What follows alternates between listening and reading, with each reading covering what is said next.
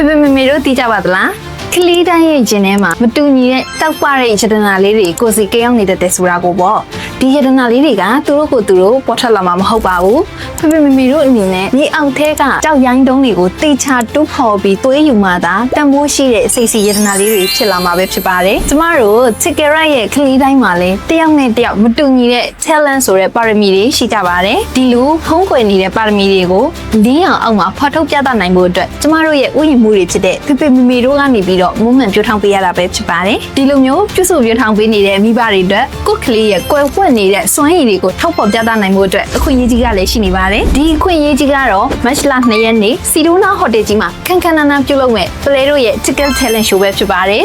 ဒီခွင့်ရေးမှာပါဝင်မဲ့ baby လေးတွေအတွက် limited seat ဖြစ်တာကြောင့် February 9 ရက်နေ့ကနေ20ရက်နေ့အတွင်းမှာစီရင်ပေးတင်လိုက်တော့နော် baby မေတို့ရေတတမီမီတို့ရဲ့ယတနာလေးတွေဘလောက်တောက်ပလဲဆိုတာတကဘာလုံးကသိအောင်ပြသရမယ့်အချိန်ကိုရောက်ရှိပါပြီ Chicken student လေးတွေသာပါဝင်ခွင့်ရမယ့် talent show ကြီးဖြစ်တာကြောင့်မို့ baby မေတို့ရဲ့ယတနာလေးတွေကိုအခုပဲစီရင်ပေးသွင်းဖို့မမီနဲ့နော်သူတို့လေးတွေရဲ့စွမ်းရည်တွေနဲ့ယုံကြည်မှုတွေကိုစင်မြင့်ထက်မှာအတူတူအားပေးလိုက်ကြရအောင်ပါရှင်